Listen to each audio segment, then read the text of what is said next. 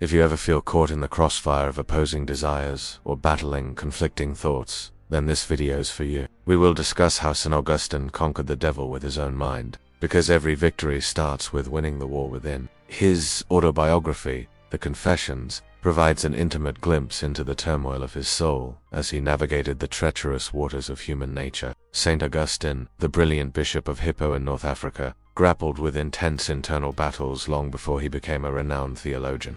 In today's episode, we are going to see how St. Augustine used his mind to overcome the devil and win the ultimate spiritual victory. But before we dive into this, if you are new here, make sure to subscribe and hit the bell icon to never miss any of our future videos. Concupiscence refers to an insatiable longing for immediate gratification that often stems from our lower nature. In a significant episode recounted in his Confessions, he famously cried out, "O Lord, you made us for yourself." During their journey, he experienced a profound conversion, marking a decisive break from his past. Renouncing his sinful ways, he began to dedicate himself to a life of faith and service to the Lord. And our hearts are restless until they find rest in you. This heartfelt plea encapsulates his deep yearning for spiritual fulfillment and his recognition of the limitations of earthly pursuits. Born in 354 AD in North Africa, he grew up during a time of great intellectual ferment and a propensity to stray from the path of righteousness. Recognizing one's own limitations and acknowledging the supremacy of divine wisdom were seen as essential steps towards spiritual growth and salvation. He understood that the battle between good and evil was not merely an external conflict, but primarily an internal one. According to Augustine, the greatest victories were won not on battlefields, but within the hearts and minds of individuals. It was through temptation that the conflict between good and evil was played out within each individual. He encouraged his followers to cultivate a deep connection with God, seeking divine strength and wisdom in moments of vulnerability. Prayer, according to Augustine, was a means to align oneself with a divine will, to resist the pull of temptation, and to find solace in the midst of spiritual turmoil. However, Augustine also believed that humans possess the capacity to resist temptation. He understood that the battle against temptation could be isolating, and that those who were tempted often felt shame or fear reaching out for help. Therefore, he encouraged the creation of safe spaces within religious communities where individuals could confess their struggles without judgment, knowing that they would receive compassion and guidance. Don't forget to share and like. See you in the next video. If you let your flesh rule, you become enslaved. But if you master your flesh and let your spirit lead, you will be free. Conquer that battle and you conquer the greatest enemy, yourself. Then you will have peace, not just in this world, but in the next. So, keep fighting the good fight. Let hope in God purify you and let peace be your reward. That is why he said, "He who has this hope, that is, hope in God, purifies himself, even as he is pure." Hope in God leads to purification, to becoming holy, even as God is holy. This resistance, he argued, required a deliberate act of the will, a conscious choice to reject evil and adhere to the principles of goodness and righteousness. It addressed not only the external circumstances that might contribute to temptation, but also the internal state of mind and heart. By cultivating self-awareness, strengthening one's connection with God through prayer, and seeking support from the Christian community, individuals could, according to Augustine, fortify themselves against the allure of evil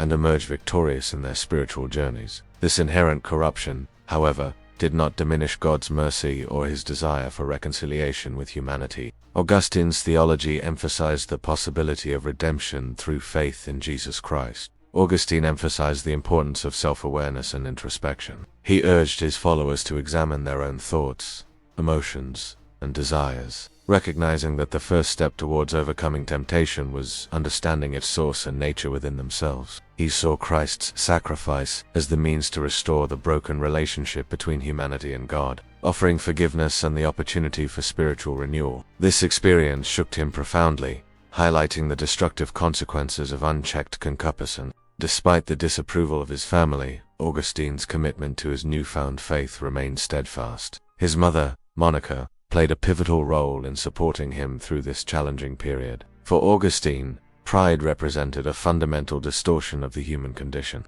It was a tendency to elevate oneself above the natural order, leading to a false sense of autonomy and this distorted view of self, according to Augustine, stemmed from a misunderstanding of divine wisdom.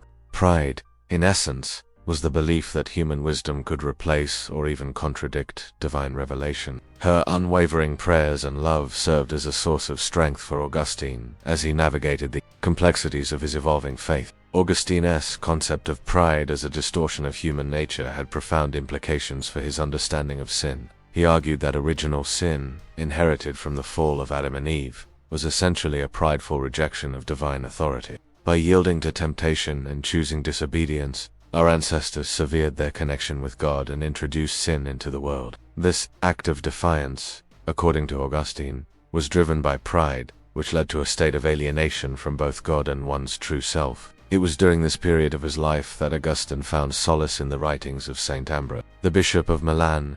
Ambrose's sermons and teachings resonated deeply with Augustine, offering him a path to redemption through faith in Jesus Christ. Influenced by the teachings of Plato and the Roman Stoics, Augustine developed a strong inclination towards rhetoric and philosophy. However, despite his pursuit of knowledge, he remained entangled in the vices of lust and pride. Seeking fulfillment in earthly pleasures rather than spiritual growth, Augustine recognized that concupiscence was not just about physical urges, but also encompassed our tendency to cling to worldly possessions, status, and fleeting pleasures. This struggle with concupiscence led him to commit sins that he himself identified as vices, particularly in his younger years. These included lying, stealing, and above all lust. Augustine's internal conflicts were deeply rooted in his struggle with concupiscence, a concept that goes beyond simple desire or lust. To understand Augustine's journey, it is crucial to examine the context of his life. One pivotal moment that shaped Augustine's spiritual trajectory was his infamous affair with a concubine, a relationship that resulted in the birth of his son. However, Augustine's path to spiritual enlightenment was not without its challenges. A turning point came when Augustine, along with his mother and friends, embarked on a pilgrimage to visit the tomb of Saint Anthony in what is now Egypt. But Augustine's battles were far from over. After returning home, he faced opposition from his own father, who disapproved of his decision to abandon his former life as a recluse. It was during these times of turmoil that Augustine delved deeply into theological study, laying the foundation for his future contributions to Christian doctrine. Another key aspect of Augustine's struggle with concupiscence was his recognition of its connection to human pride. In his view, humans were prone to devising their own standards of right and wrong, often in direct opposition to the teachings of Christ.